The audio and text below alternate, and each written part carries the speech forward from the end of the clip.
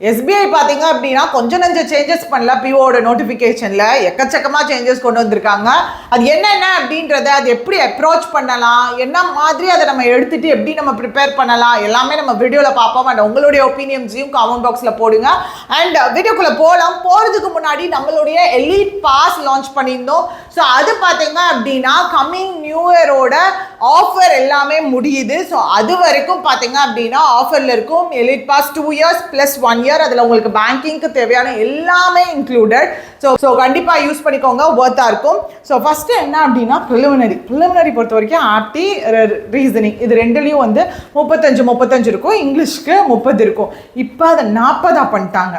அப்போ என்ன அப்படின்னா இது even though sectional cut off இல்லை அப்படின்னா கூட அங்கே ஓவரால் மார்க்கில் வந்து 2 டைப் ஆஃப் ஸ்டூடெண்ட்ஸ் கண்டிப்பாக இருப்பாங்க. ஒன்று என்னன்னா எல்லாமே ஆவரேஜாக ப்ரிப்பேர் பண்ணி ப்ரெசென்ட் பண்ணுறவங்க எல்லாமே ஓரளவுக்கு சுமாராக தான் இருக்குன்றவங்க. இன்னொரு கேட்டகரி இருப்பாங்க, என்னன்னா நான் இங்கிலீஷ் கொஞ்சம் நல்லா பண்ணுவேன் அப்படின்னு, இல்லைனா நான் ஆப்டி நல்லா பண்ணுவேன், லாங்குவேஜ் ஸ்ட்ராங்காக இருக்கும், இல்லைனா ஆப்டி ஸ்ட்ராங்காக இருக்கும், இந்த மாதிரி.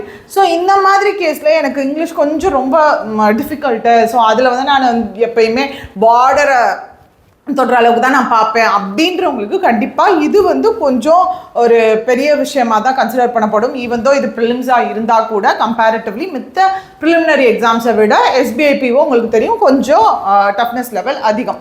ஸோ தயவு செஞ்சு நம்ம எல்லா பேசிக் வீடியோஸையும் பார்த்துருங்க. எப்பயுமே பேசிக்ஸ் தரவு ஆகிட்டு நீங்கள் பெட்டராக ஒவ்வொரு டாபிக்ஸாக மூவ் ஆன் ஆகுறது தான் வந்து கொஞ்சம் கரெக்டான ஒரு பாத்து.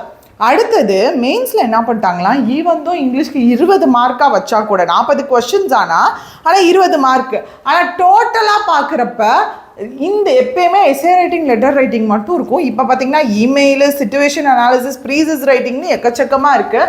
ஸோ இதை பற்றி எல்லாத்தையுமே நான் அனாலிசிஸ் பண்ணிவிட்டு நான் வீடியோ கோர்ஸ்லேயும் அப்டேட் பண்ணுறேன், ப்ளஸ் யூடியூப்லேயும் வந்து நான் போடுறேன். கொஞ்சம் அனாலிசிஸ் பண்ணிக்கிறேன்,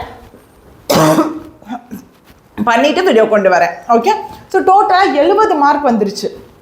அப்போது ஓவராலாக இங்கிலீஷில் ஒரு பெரிய வேரியேஷன் வந்திருக்கு. அண்ட் அது மட்டும் இல்லாமல் ஜென்ரல் அவேர்னஸ்க்கு பார்த்தீங்கன்னா 60 மார்க் ஆக்கிட்டாங்க. 60 கொஸ்டின் 60 மார்க். சும்மாவே நீங்கள் ஜென்ரல் அவேர்னஸ் எந்த மாதத்துலேருந்து கேட்குறாங்க அப்படின்றதும் நம்மளுக்கு ஸ்பெசிஃபிக்காக வந்து ஒரு பேட்டர்ன் வைஸ் ஒரு 3 மாதம்னா அந்த 3 மாதம் கேளுங்கடா, 6 மாதம்னா 6 மாதம் கேளுங்கடான்னா எங்கெல்லாம் கேட்குறாங்க. இருந்தாலும் அட்லீஸ்ட் இப்போ நோட்டிஃபிகேஷன் வந்துருச்சு அப்படின்ற அந்த டைமில் இருந்தாவாது ஒரு எக்ஸாமுக்கு முன்னாடி, எக்ஸாம் இன்னைக்கு அப்படின்னா இந்த டேட்லேருந்து ஒரு 6 மாதத்துக்கு முன்னாடி தயவு செஞ்சு தரவாக வைக்க ட்ரை பண்ணுங்கள். பேட்டர்ன்லாம் மாறுறது பண்ணுறது இதில் உங்களோட மைண்ட் செட்டுமே என்னால் கண்டிப்பாக புரிஞ்சுக்க முடியுது. பட் உள்ளே வந்துட்டோம்.